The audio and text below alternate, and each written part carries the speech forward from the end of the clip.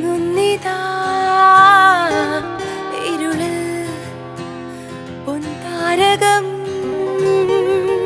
ചിരിയിൽ വിരിയുമ്പോഴും പൊഴിയും ഈ ജീവിതം ജീവിതം ജീവിതം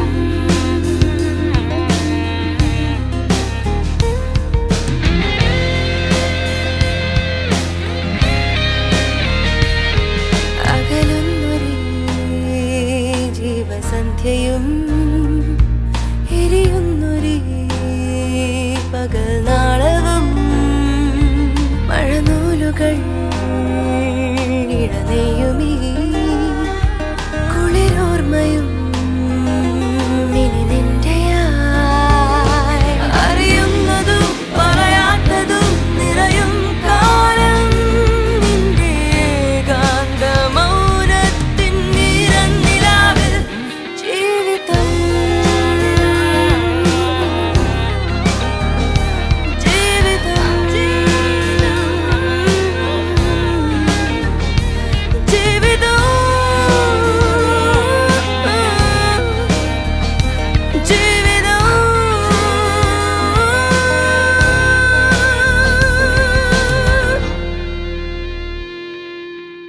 നന്ദനയുടെയും ഉദയന്റെയും മുന്നിൽ വെച്ച് വസുന്ധര പ്രതാപവർമ്മയോട് ചില സംശയങ്ങൾ ചോദിക്കുന്നു. രജിസ്റ്റേർഡ് കത്തുമായി പോസ്റ്റ്മാൻ സുമിത്രയുടെ വീട്ടിലെത്തുന്നു. കത്ത് വായിച്ച് അമ്പിളി മിസ്സായ വിവരം ലൈല സുമിത്രയെ അറിയിക്കുന്നു.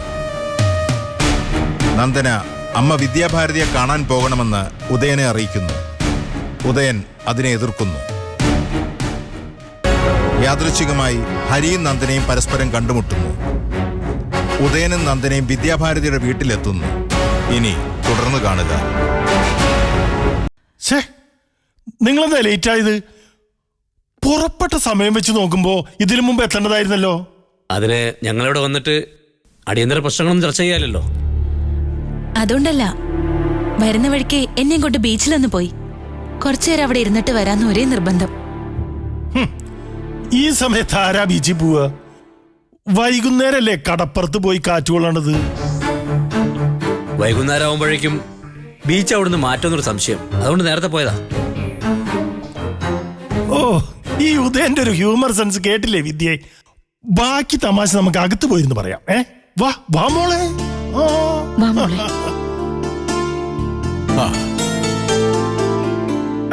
വാ മോളെ.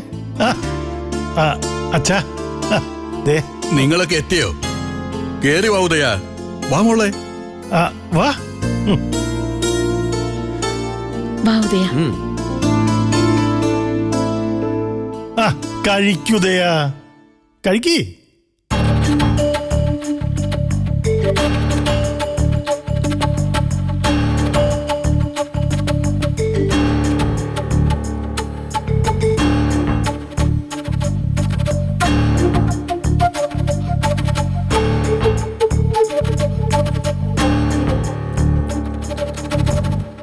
എങ്ങനെയുണ്ട് ഉദയ കറികള്? കുഴപ്പമില്ല. ദേ, വിദ്യക്കുള്ള കോംപ്ലിമെന്റ് അതിട്ടാ. ഉദയം കുഴപ്പമില്ല എന്ന് പറഞ്ഞാലേ ബെസ്റ്റ് എന്നാ അതിന്റെ അർത്ഥം. വിദ്യാഭാരതി നന്നേ പണിപ്പെട്ടു ഇത്രയൊക്കെ ഒരുക്കാൻ. പുലർച്ചെ അടുക്കള കയറിയതാ. അതിഥികൾ മകളും മരുമകനും അല്ലേ, അതും ആദ്യത്തെ വിരുന്ന്. മോശമാക്കാൻ പറ്റുമോ? അല്ലേ വിദ്യേ?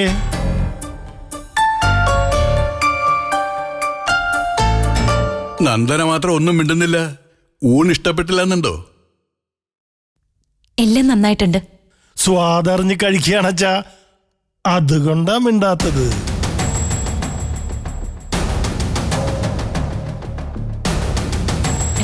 ആ കൈയൊന്ന് മാറ്റിക്കേ. എന്താ? ഇതെനിക്കാ. പപ്പടം വേറെ ഉണ്ട് മോളെ. അയ്യോ, അതുകൊണ്ടല്ല, ഇത് ഞങ്ങളുടെ പതിവാ. ഊണ് സമയത്തൊരു പപ്പടം അല്ലെങ്കിൽ വാർത്തുപ്പേരി. ഞാൻ എടുത്തില്ലെങ്കിൽ പിന്നെ അത് പരാതിയാവേ. പായസം എടുത്തില്ലേ വിദ്യേ? ഉണ്ടച്ച, ദേ ഗ്ലാസ്സിലിരിക്കുന്നു. അച്ഛനുണ്ടാക്കിയതാണ് ഉദയ പായസം കേട്ടോ. ഇടിച്ചു പിഴിഞ്ഞുണ്ടാക്കുന്ന പായസത്തിന്റെ സ്പെഷ്യലിസ്റ്റാ ഈ ഇരിക്കുന്ന എന്റെ അച്ഛൻ. കുഞ്ഞുനാളിലെ ഉദയന് പായസം വലിയ ഇഷ്ടായിരുന്നു. ഇപ്പോഴും കുഞ്ഞല്ലേ, മനസ്സുകൊണ്ട് എടുക്കടോ.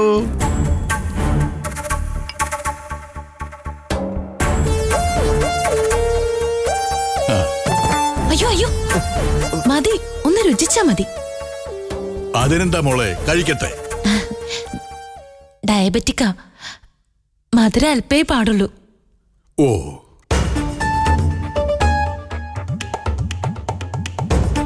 എന്ന് കരുതി ഒരു കവിള് കുടിക്കാട്ടോ. വേണ്ട, ഞാൻ എഴുന്നേൽക്ക.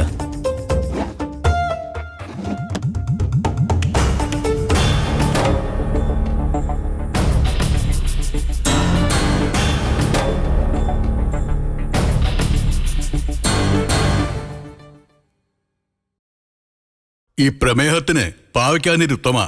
നിത്യവും കഴിച്ചാൽ അത്രയും നന്നു. ദിവസവും കുടിക്കുന്നുണ്ട് പാവയ്ക്കാന്നീര്.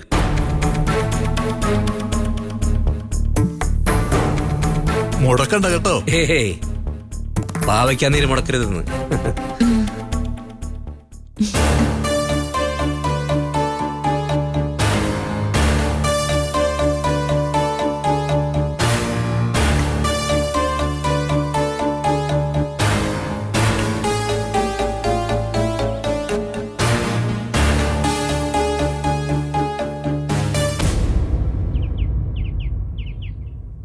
ഉദയന്റെയും നന്ദനയുടെയും ജീവിതം എങ്ങനെയാണെന്ന് എനിക്കും അറിയാം, വിദ്യയ്ക്കും അറിയാം. ആ വിവരം നന്ദനയ്ക്കും അറിയാം. പിന്നെന്തിനാ പെണ്ണിങ്ങനെ ഒരു പകർനാട്ടം നടത്തുന്നത്? ഛേ, ഞങ്ങളുടെ മുമ്പിൽ എന്താ ഒരു അഭിനയം? അതോ കഥയേറിയാതെ ആട്ടം കാണുന്ന എന്റെ അച്ഛനെ ബോധിപ്പിക്കാൻ? അല്ല, നിങ്ങൾ കാണാൻ വേണ്ടി തന്നെയുള്ള പെർഫോമൻസാ. അതായത് പ്രതാപേട്ടൻ കാണാൻ. ഒരുതരം റിവഞ്ച് ആണെന്ന് കൂട്ടിക്കോളൂ. അവള് നടിച്ചോട്ടെ, മറുഭാഗത്ത് അതിനനുസരിച്ച് ഉദയൻ എന്തിനാ അഭിനയം കാഴ്ചവെക്കുന്നത്? ഈ ഗിവ് ആൻഡ് ടേക്ക് എന്ന് പറയാറില്ലേ, അതാണ് സംഭവിച്ചത്. നന്ദന ഇങ്ങോട്ട് ഗോളടിക്കാൻ ശ്രമിക്കുമ്പോ ഞാൻ കയ്യും കെട്ടി നോക്കി നിന്നാലോ? പാടില്ല പാടില്ല. ദേ, അവള് ഗോൾ പോസ്റ്റ് തകർക്കും. പക്ഷെ ഉദയ, എനിക്ക് മറ്റൊരു ന്യായമായ സംശയം ഇപ്പൊ തോന്നുന്നു. അവള് നല്ല പ്രായം തികഞ്ഞൊരു പെണ്ണ്, നീ ഒരു ക്രോണിക് ബാച്ചിലർ. ഉദയൻ പറഞ്ഞ ഗീവ് ആൻഡ് ടേക്ക് സ്റ്റേജിൽ മാത്രമുള്ളോ അതോ ഗ്രീൻ റൂമിലും ഉണ്ടോ? അരങ്ങിലും മണിയറയിലും നിങ്ങളുടെ പെർഫോമൻസ് ഒരുപോലെയാണോ എന്ന് എന്നെ അണ്ടർ എസ്റ്റിമേറ്റ് ചെയ്യണം. മനുഷ്യനല്ലേ, മനസ്സല്ലേ? കിടക്കയിൽ ഞങ്ങൾക്കിടയിൽ തലയണ വെച്ച് തടസ്സം ഉണ്ടാക്കാറില്ല. പക്ഷെ എന്റെയും നന്ദനയുടെയും മനസ്സുകൾക്കിടയിൽ ഒരു വൻ മതിലിന്റെ തടസ്സമുണ്ട്. ഞങ്ങളുടെ ഉടലുകൾക്കിടയിലും ആ തടസ്സമുണ്ട്.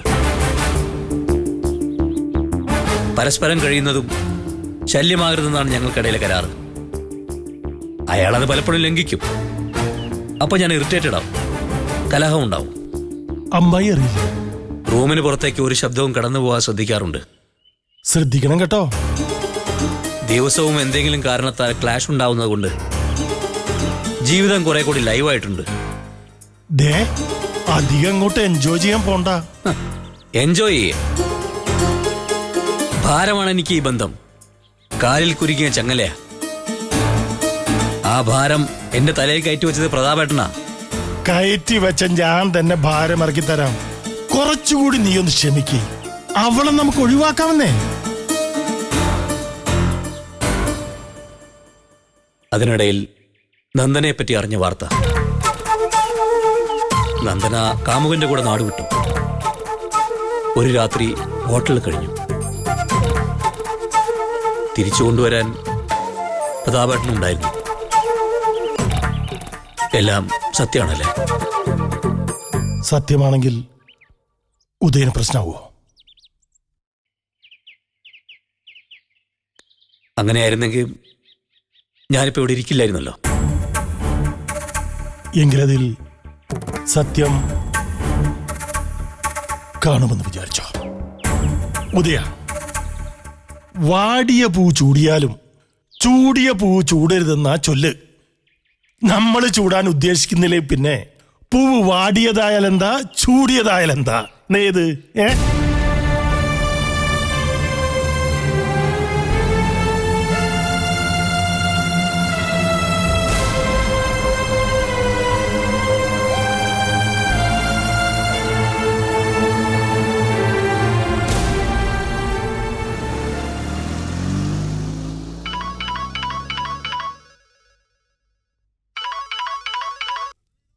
ഹലോ ഹലോ അച്ചോട്ടൻ, ഇത് ഞാനാ. ആ സുമിത്രയായിരുന്നോ? എന്താ സുമിത്രേ? അച്ചോട്ടൻ വീട്ടിലുണ്ടോ? ഞാനേ റബ്ബർ തോട്ടത്തിലേക്ക് ഇറങ്ങിയതാ. ആ സുമിത്ര പറ, എന്താ വേണ്ടേ? ഒരത്യാവശ്യ കാര്യം ഉണ്ടായിരുന്നു. മനീഷ് തുണിയെടുക്കാനാണെന്ന് പറഞ്ഞ് പോയിട്ട് ഇതുവരെ വന്നില്ല. ആ അവനിങ്ങി വരും സുമിത്രേ. ഒരു പണി കിട്ടിയിട്ടിരിക്കുകയല്ലേ. ഉടനെ വേറെ ഗുരുത്തക്കേടിനൊന്നും പോവുകയല്ല. അവന്റെ കാര്യമല്ല, വേറൊരു പ്രശ്നമുണ്ട്. അച്ചോട്ടൻ ഇങ്ങോട്ടൊന്ന് വാ. കേട്ടിട്ട് എന്തോ ഗൗരവമുള്ള കാര്യമാണെന്ന് തോന്നുന്നല്ലോ. ഞാൻ ഉടനെ വരാം കേട്ടോ.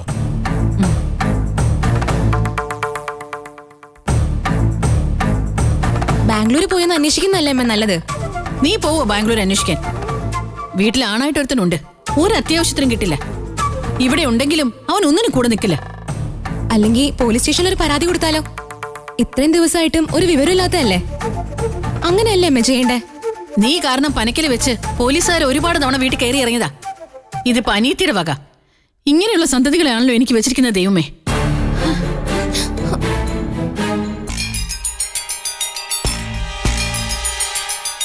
എനിക്ക് മറ്റൊരു സംഗതി തോന്നുന്നു.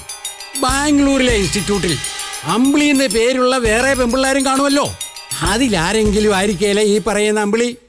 ഇവിടുത്തെ അഡ്രസ്സുള്ള വേറെ അമ്പിളി കാണുമോ? അതിന്റെ അമ്മയുടെ പേര് സുമിത്ര എന്നായിരിക്കോ? ആ അതും ശരിയാ. ഇത് അവള് തന്നെ അച്ചുവേട്ടാ. പോലീസിന് വിവരം അറിയിക്കുന്നത് നല്ലതെന്ന് ഞാൻ പറഞ്ഞത് അച്ഛമാവാ. അത് ശരിയാ സുമിത്രേ, അതാ ബുദ്ധി. അമ്പിളി ഇനി ഏതെങ്കിലും കൂട്ടുകാരുടെ വീട്ടിൽ പോയിട്ടുണ്ടാവോ? നിന്നോട് പറഞ്ഞോ അവള് കൂട്ടുകാരുടെ വീട്ടിൽ പോന്നു? മിണ്ടാതിരുന്നോടെ. രാവിലെ എന്തായാലും സുമിത്ര സ്റ്റേഷനിൽ പോയി നമ്മൾ അറിഞ്ഞ വിവരങ്ങൾ കാണിച്ച് ഒരു പരാതി കൊടുക്കണം. ഞാനൊരു ഓട്ടോ വിളിച്ചു തരാം. ഒരു 10:30 ആകുമ്പോഴത്തേക്കിന് ഞാനും അങ്ങ് എത്തിക്കോളാം. പരാതി എഴുതണ്ടേ അച്ചുവേട്ടാ? അത് സ്റ്റേഷനിൽ ചെന്നിട്ട് എഴുതാമെന്ന് ASI എൻ്റെ ഒരു പരിചയക്കാരനാ. എങ്ങനെ വേണമെന്ന് പുള്ളിയോട് ചോദിച്ചിട്ട് എഴുതാം. എന്നാ പിന്നെ അങ്ങനെ ആയിക്കോട്ടെ.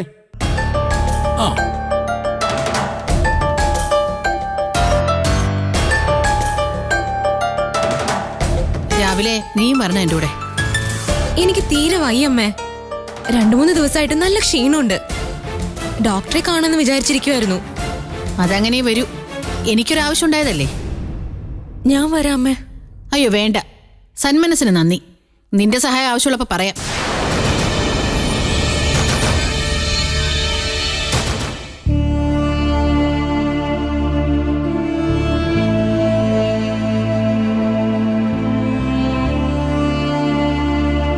എന്നിട്ട് ഹരിപ്രസാദ് നിന്നെ കണ്ടോ?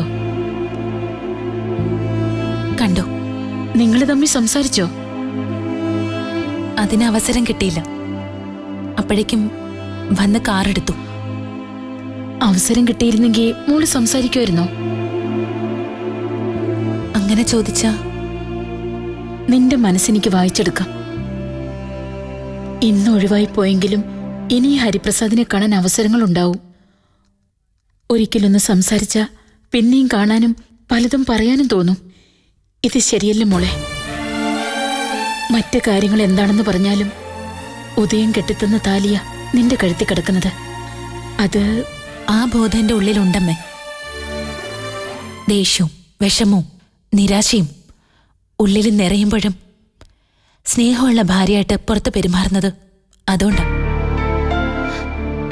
അമ്മയ്ക്കറിയോ, കുന്നത്തൂരമ്മ സ്വന്തമായിട്ട് എനിക്കൊരു ഫോൺ വാങ്ങി തന്നിട്ട് പറഞ്ഞത്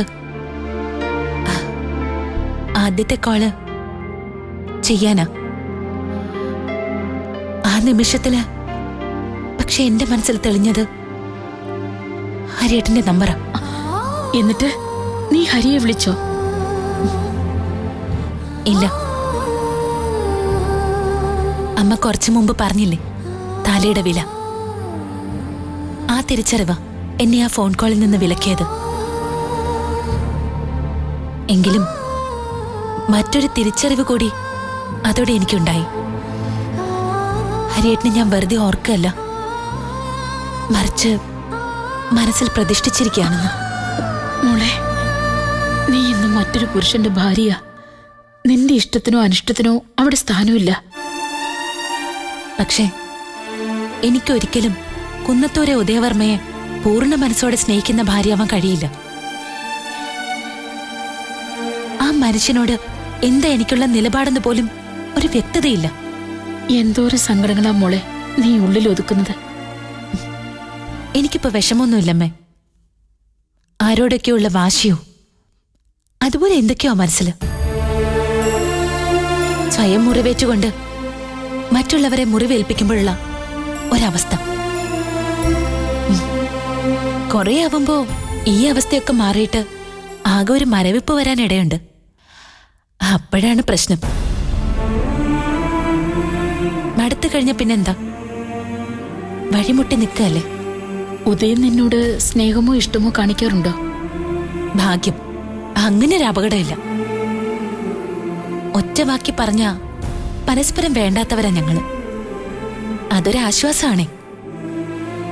ഇങ്ങോട്ട് സ്നേഹിച്ചു കൊല്ലുന്ന ഒരാളായിരുന്നെങ്കിൽ ഇതിനോടകം ഞാൻ ആ വീട്ടിൽ നിന്ന് ഇറങ്ങി ഓടിയാനെ. ഇതിങ്ങനെ എത്ര നാള് പോവാനാ മോളെ? ആലോചിച്ചിട്ട് ഒരു എത്തും പിടിയും കിട്ടുന്നില്ല. ആലോചിക്കണ്ട, അപ്പോഴേ എത്തും കിട്ടും പിടിയും കിട്ടും. വിദ്യേ, നിന്റെ മോൾക്ക് എന്താ ഒരു കുഴപ്പം? എന്താ ഒരു കുറവ്? കുന്നത്തൂർ കോവിലകത്ത് സ്വത്തില്ലേ, സ്വസ്ഥതയില്ലേ, സുഖജീവിതയില്ലേ? പോരാത്തതിന് സ്നേഹസമ്പന്നനായ ഒരു ഭർത്താവും. ഒരു പെണ്ണിന് ഇതിൽ പരം എന്താ വേണ്ടത്? ഒരു പെണ്ണിനെ അവളുടേതായ ജീവിതമാണ് പ്രധാനപ്പെട്ട വേണ്ടത്, അല്ലാതെ സ്വത്തും പണവുമല്ല. വിദ്യേ, ഫിലോസഫി പറയരുത്.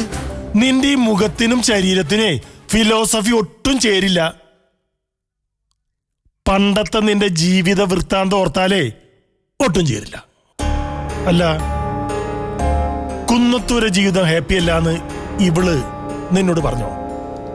ഇല്ല, ഞാനങ്ങനെ ഒരിക്കലും പറയില്ല. എനിക്ക് എന്താ അവിടെ ഒരു കുറവ്? തന്നോട് മാത്രം സ്നേഹമുള്ളൊരു ഭർത്താവുണ്ട്.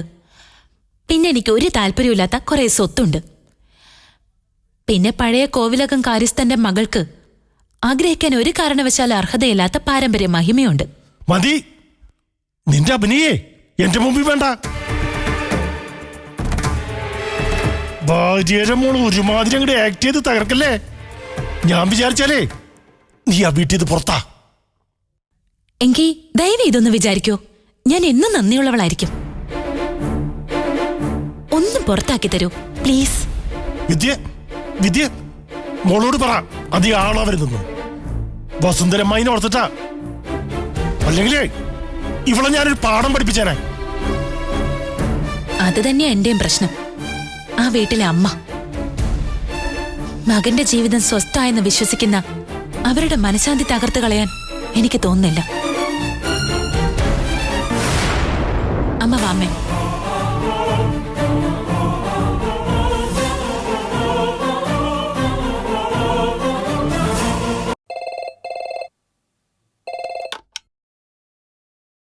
ഹലോ. ആ, ഞാനാ അമ്മേ. ആ മോളെ, ഞാനിപ്പൊ നിന്റെ കാര്യം ഓർത്തതേ ഉള്ളൂ. മോൾ ഇവിടെ ഇല്ലാത്തോണ്ട് ഒരു രസവും ഇല്ല. ഓർത്തപ്പ എന്നൊന്നും വിളിച്ചില്ലല്ലോ. മോളിപ്പോ വിദ്യയുടെ അടുത്ത് ചെന്നല്ലേ ഉള്ളൂ. നിങ്ങൾ അമ്മയും മോളും തമ്മിൽ എന്തെല്ലാം കാര്യങ്ങൾ സംസാരിക്കാനുണ്ടാവും. അതിനിടയിൽ ഞാൻ എന്തിനാ സ്വർഗത്തിലെ കട്ടുറുമ്പാവുന്നത്? അങ്ങനെ ഞാൻ വിചാരിക്കുന്ന അമ്മ കരുതുന്നുണ്ടോ? ഞാൻ വെറുതെ പറഞ്ഞതാ മോളെ. അമ്മ ആഹാരമൊക്കെ കഴിച്ചോ?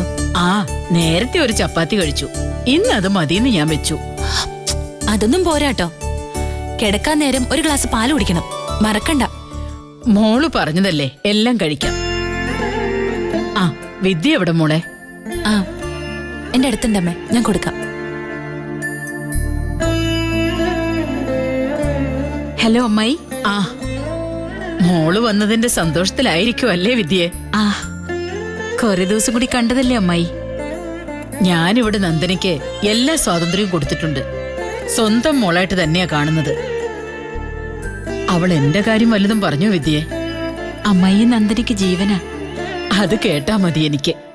വിദ്യയുടെ മോൾക്ക്, അല്ല നമ്മുടെ മോൾക്ക് ഇവിടെ ഒരു കുറവും ഉണ്ടാവുമെന്ന് പേടിക്കണ്ട. അവളുടെ കാര്യങ്ങളൊക്കെ ഞാൻ നോക്കിക്കോളാം. ഉദയന്നൂരെങ്ങാനും പോകാറുണ്ടോ വിദ്യയെ? എങ്ങനെയുണ്ട് ഭാഗീരഥി അമ്മയ്ക്ക്?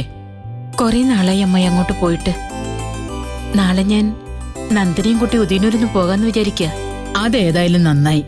വയ്യാതെ കിടക്കുന്നവരെ ഒന്ന് ചെന്ന് കാണുന്നത് അവർക്ക് വലിയൊരു ആശ്വാസമായിരിക്കും. അല്ല, നാളെയാണോ പോകുന്നത്? അത് അമ്മായിയോട് അഭിപ്രായം ചോദിച്ചിട്ടാവട്ടെ എന്ന് കരുതി. വിദ്യ മോളെയും കൊണ്ട് അമ്മയെ കാണാൻ പോകുന്നതിന് എന്റെ അനുവാദം എന്തിനാ? ഉദയനോടൊരു വാക്ക് ചോദിക്കാൻ മറക്കണ്ട കേട്ടോ. ആ പിന്നൊരു കാര്യം, അധിക ദിവസം എന്റെ കുട്ടിയെ വിദ്യയുടെ അടുത്ത് പിടിച്ച് നിർത്തിക്കളയരുതേ. അവളെ ഇങ്ങ് വിട്ടേക്കണം. ശരി അമ്മായി. ആ എന്നാ പിന്നെ അങ്ങനെ ആയിക്കോട്ടെ.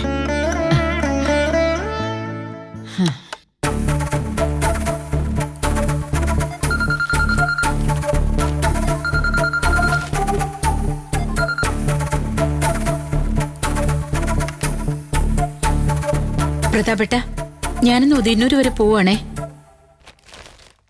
അടുക്കളയെല്ലാം ഒരുക്കി വെച്ചിട്ടുണ്ട്. ദേ എന്ന് കരുതി ലേറ്റാവുന്ന കണ്ട.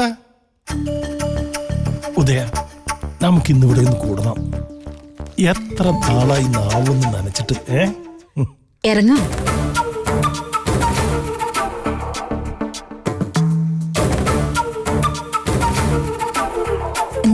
ഞാനും അമ്മയുടെ കൂടെ പോവാണേ. എവിടെ? ഉദയന്നൂര്. അമ്മ ഇപ്പൊ പറഞ്ഞത് കേട്ടില്ലേ? വിദ്യേച്ചി പറഞ്ഞത് അവരുടെ ഭർത്താവിനോടാ, എന്നോടല്ല.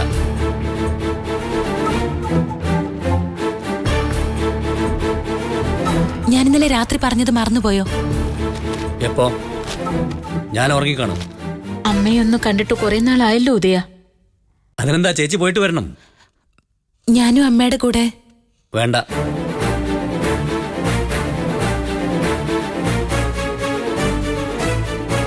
ഇന്നലെ കുന്നത്തൂരേക്ക് വിളിച്ചപ്പോ ഞാൻ അവിടുത്തെ അമ്മയോട് അനുവാദം വാങ്ങിയിട്ടുണ്ട്. അതുകൊണ്ടെന്താ? പോയിട്ട് ഞങ്ങൾ അധികം നേരം അവിടെ നിൽക്കില്ല. നേരത്തെ ഇങ്ങ് വരാം. വിദ്യേച്ചോട് പോയിക്കോളം പറഞ്ഞല്ലോ. നന്ദൻ എന്തായാലും വരുന്നില്ല. ഞാൻ ഒരുങ്ങിക്കഴിഞ്ഞു. അതെന്റെ കുഴപ്പമല്ല. ഇങ്ങനെ വാശി പിടിക്കുന്ന എന്തിനാ ഉദയ? മുത്തശ്ശിയെ കാണാനുള്ള സന്തോഷത്തിലെ നന്ദന. എന്റെ പെർമിഷനോടെ നന്ദന പോകാൻ ഉദ്ദേശിക്കുന്നെങ്കിൽ ഇന്ന് നടപ്പില്ല. വേണമെങ്കിൽ എന്റെ അനുവാദം ഇല്ലാതെ പോവാം. എന്ത് വേണമെന്ന് ഇയാൾക്ക് തീരുമാനിക്കാം.